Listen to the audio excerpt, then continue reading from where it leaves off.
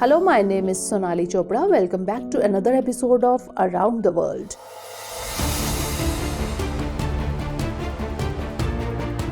Avoiding external conflict is easy, but when the fire rages within the house, disaster is inevitable. Myanmar is currently grappling with internal strife. India's neighboring country Myanmar is facing a military rebellion these days.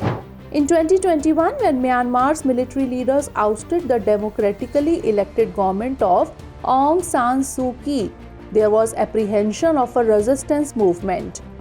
However, it was believed that this rebellion would end in a few months. But it couldn't happen. 3 years later, opposition to military rule has strengthened. Ethnic armed organizations and People's Defense Forces control many cities in various parts of the country.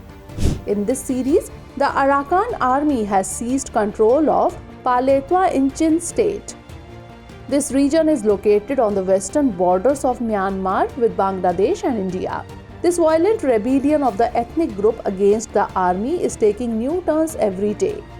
In such a situation, it is imperative to ask, what is the main cause of this internal conflict that started in Myanmar? What impact will this rebellion have on India? So viewers, in today's episode, we will discuss these questions. Myanmar, formerly known as Burma, gained independence from Britain in 1948.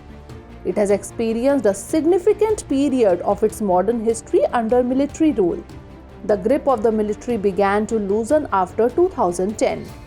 As a result, elections were held in 2015, leading to the formation of Aung San Suu Kyi's government. After a period of ups and downs, Myanmar saw another change in circumstances in 2017. During this time, the military took harsh action against Rohingya extremists. This action forced nearly 5 lakh Rohingya Muslims to seek refuge in Bangladesh.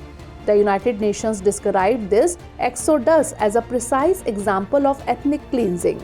After this conflict, a separate wave of rebellion emerged in the country, resulting in the current era of revolution, which has grown immense over time. Now there is once again a war between the pro-democracy forces and the military. This rebellion has occurred before, known as Operation 1027. Since Operation 1027 began on October 27th, it was named Operation 1027. Last year, on October 27th, 3 rebel groups in Myanmar came together, including the Arakan Army, the Myanmar National Defense Alliance Army, and the Taang National Liberation Army. Meanwhile, in the present time, the rebellion of the military and ethnic groups continues. In this series, the Arakan Army has asserted its position by stating that it has captured the strategically located town of Paletwa on the India-Bangladesh border. It is noteworthy that this town, situated on the banks of the Kaladan River, is an important trade route with neighboring countries. In this rebellion that started at the end of October, military control has been wrested away from 42 cities across the country so far. The impact of the ongoing violence in Myanmar is also being keenly observed on its neighboring countries. According to experts, the events in Paletwa will directly affect India. This is because the Indian government's Kaladan multimodal transit transport project is underway in Myanmar. This project has already faced considerable delays.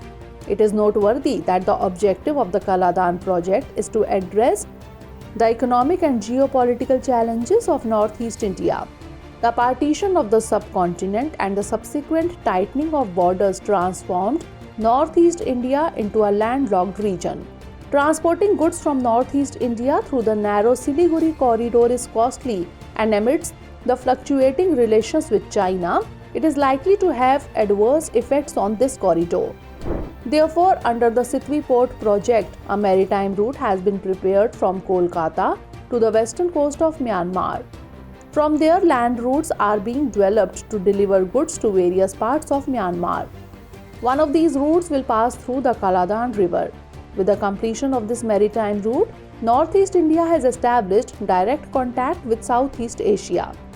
Furthermore, the ongoing conflict in Myanmar has raised concerns regarding illegal refugees. Due to the conflict, thousands of refugees have already settled in Mizoram from Myanmar. Since the military coup in February 2021, 31,000 refugees have arrived.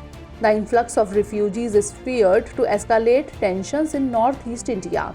The Chin ethnic group in Myanmar has good relations with the Kuki tribe in Manipur. However, insurgent groups from Manipur also have a presence in Myanmar. This is why India has decided to erect fences along the entire 1,643 km long India-Myanmar border. It is noteworthy that Myanmar shares its border with 4 northeastern states of India, including Arunachal Pradesh, Nagaland, Manipur, and Mizoram. Additionally, India is working towards cancelling the FMR, the Free Movement Regime, between the two countries.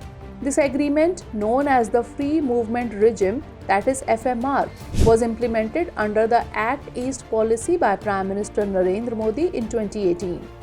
Under this agreement, tribal populations of both countries can move up to 16 kilometers into each other's territories without a passport or visa. It is noteworthy that India is working to strengthen its relations with its regional neighbors. It is striving to address the challenges posed by China, which looms behind. The challenges at the border are an unwanted intrusion. Therefore, they cannot be ignored. Now it's the turn of Sunday's special episode in which we talk about some other important international developments. Iran has bestowed upon India a rare gift, unveiling a visionary policy granting Indian tourists a visa-free stay of 15 days within its borders. This groundbreaking initiative took effect on February 4th. As per the Embassy of Iran, passport holders will now enjoy the privilege of biannual visa-free entry with a maximum duration of 15 days per visit. Notably, Iran joins the ranks of several nations, including Vietnam, Thailand, Sri Lanka, and Mauritius, in extending such hospitality to Indian travelers. The impact of the Israel-Hamas conflict has reverberated deeply within the realm of global geopolitics.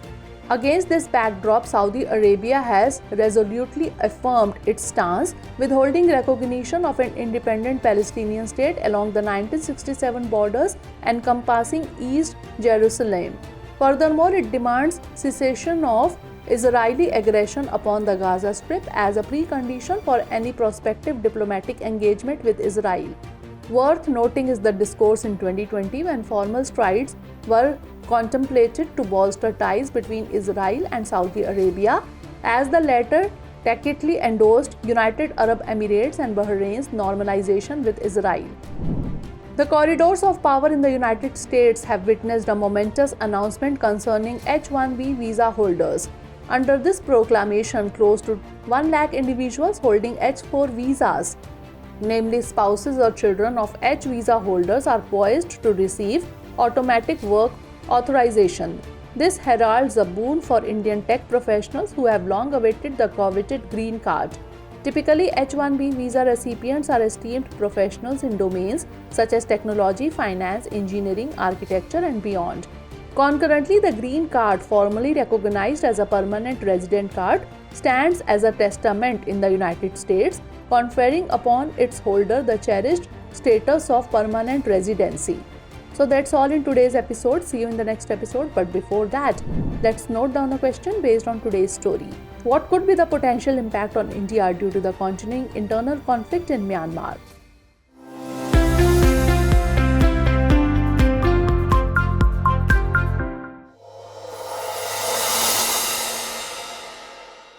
For more informative content, like, share and subscribe, and do not forget to press the bell icon to get the notifications.